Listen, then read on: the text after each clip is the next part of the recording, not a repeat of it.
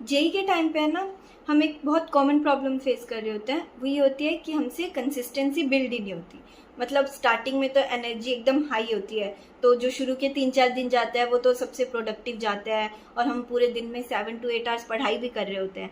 But जैसे जैसे दिन बीतते हैं ना, वैसे वैसे चीज़ें सेम सेम लगने लग जाती है, बोरिंग लगने लग जाती है। और फिर ये होता है कि पढ़ने का मन नहीं करता और 1-2 दिन नहीं पढ़ते हैं और पूरी कंसिस्टेंसी ब्रेक हो जाती है और फ्लो टूट जाता है।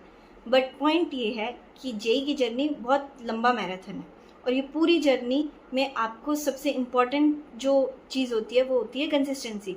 क्योंकि बहुत लोग होते हैं जो इन बिटवीन ही छोड़ देते हैं, गिव अप कर देते हैं, बट जो फाइटर होता है वो एट द एंड तक फाइट करता है। तो पॉइंट ये है कि फाइट करने के लिए हमेशा एफर्ट्स डालने पड़ते हैं, डेली एफर्ट्स डालने पड़ते हैं, बट वही हम नहीं कर रहे हैं क्योंकि हम कंसिस्टेंट नहीं हैं। तो पॉइंट ये है कि कंसिस्टेंट आपको कोई और नहीं बना सकते हैं। मे बी कुछ चैलेंजेस, 14 डेज चैलेंज था जैसे, या 21 डेज चैलेंज हो, ये चैलेंजेस आपको पुश दे सकते हैं, आपको डायरेक्शन दे सकते हैं, बट पूरी जर्नी में कंसिस्टेंसी आप खुद ही बिल्ड करते हो, क्योंकि आप ही हो जो खुद को उठा सकते हो और खुद को कंसिस्टेंटली चला सकते हो।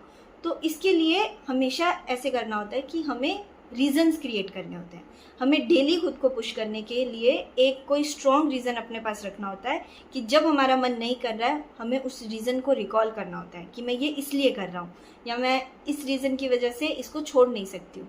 तो ये सारी चीज़ें हमेशा अपने माइंड में रखनी होती है और नॉर्मल रूटीन बनाने के लिए फिक्स करनी होती है चीज़ें। जैसे हमने पहले भी डिस्कस किया हुआ है कि टारगेट सेटिंग बहुत इंपॉर्टेंट रोल प्ले करती है, क्योंकि वो आपके माइंड को सिग्नल देती है कि मुझे ये कंप्लीट करना है। और उसी के साथ साथ डेली एनालिसिस वाला पार्ट बहुत इंपॉर्टेंट होता है, क्योंकि एनालिसिस करते टाइम आपके पास दोनों चीज़ें आती है, एक पॉजिटिव एक नेगेटिव।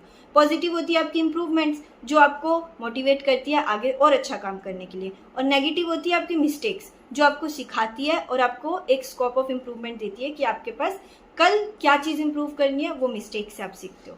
तो ऐसे ही आपकी एनालिसिस वाला पार्ट बहुत स्ट्रांग होना चाहिए, क्योंकि उससे आपको रीजंस मिलेंगे और आपके पास डेली एक ना एक रीज़न होगा जिस पे आपको काम करना है, और उसी रीज़न पे धीरे धीरे काम करोगे, खुद में इम्प्रूवमेंट देखोगे कि यस मैंने ये वाली गलती आज सुधार ली।